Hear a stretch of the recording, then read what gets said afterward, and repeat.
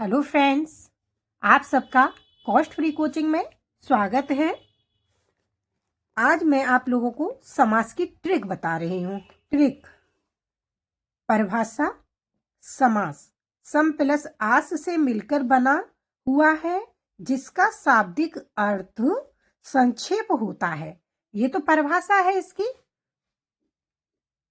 और अब मैं बताऊंगी ट्रिक। और समास के भेद कितने होते हैं? ये 6 प्रकार के होते हैं।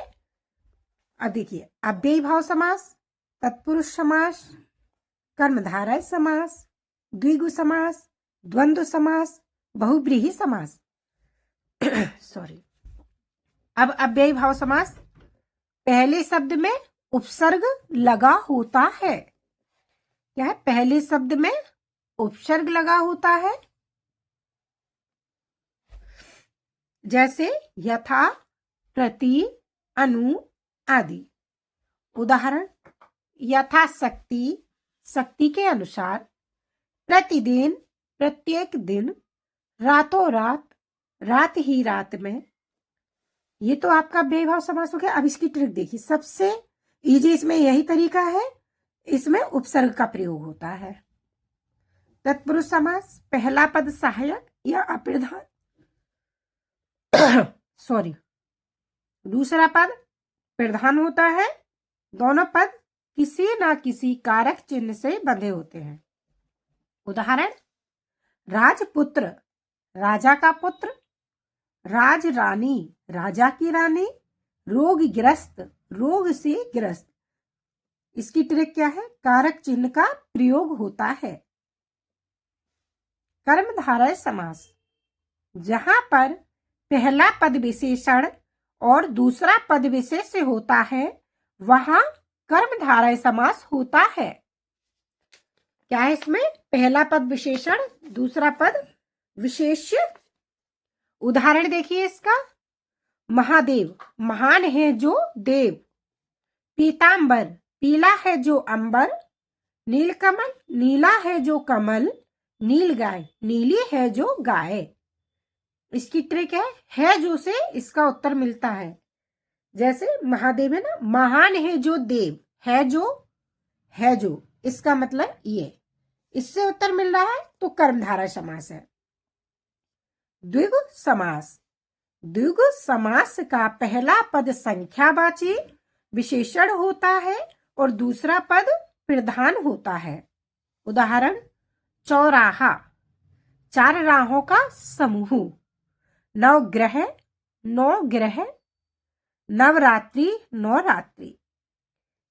इसमें सबसे पहले आपको याद रखना है, अगर कहीं गिनती आ रही है जैसे चौराहा, नवग्रह, त्रिफला, पंचवटी, तो ये द्विगु समास होगा क्योंकि इसमें पहला पद जो है वो संख्यावाची है।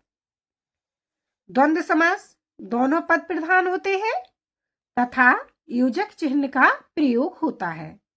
क्या इसमें दोनों ही पद प्रधान है, योजक चिन्ह का प्रयोग हुआ है। उदाहरण, भाई बहन, भाई और बहन। भाई भी प्रधान है, बहन भी प्रधान है।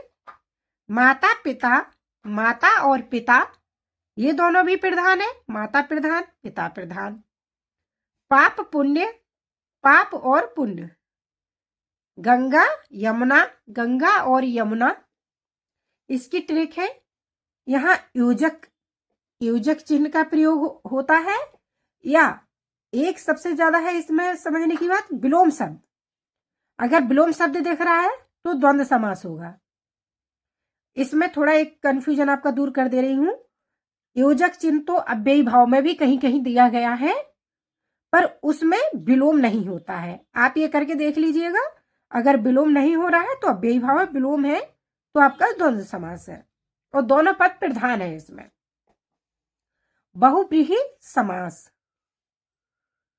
जिस समास में दोनों पद मिलकर किसी तीसरे पद की ओर संकेत करते हैं वह बहुव्रीहि समास होता है।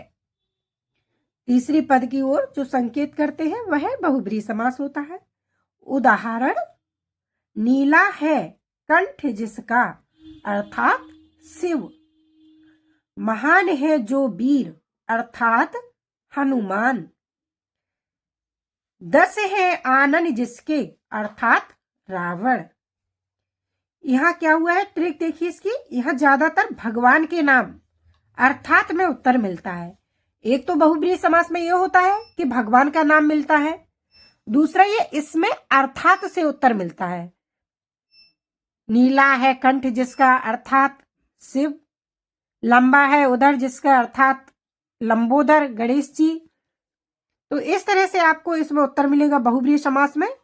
ज्यादातर इसमें भगवान के नाम रहेंगे बहुब्रीहि समास में। द्वंद्व समास में विलोम शब्द का प्रयोग होगा, और द्विगु समास में पहली संख्यावाची पद होगा। अगर गिनती याद है बस 1 2 3 4, ये जो आ रहा है ये आपका द्विगु समास होगा। और कर्मधारय में हैजो से उत्तर मिलता है, और तत्पुरुष में कारक चिन्ह होंगे, और अव्ययी भाव में उपसर्ग लगा होगा। चलिए, ये थी मेरी ट्रिक वाली क्लास। आपको कैसी लगी कमेंट करके जरूर बताइए। यदि वीडियो पसंद आया हो तो लाइक करें, शेयर करें, सब्सक्राइब करें, बेल आइकॉन का बटन दबाएं ताकि आने वाली वीडियो का नोटिफिकेशन आप तक पहुंच सके। धन्यवाद।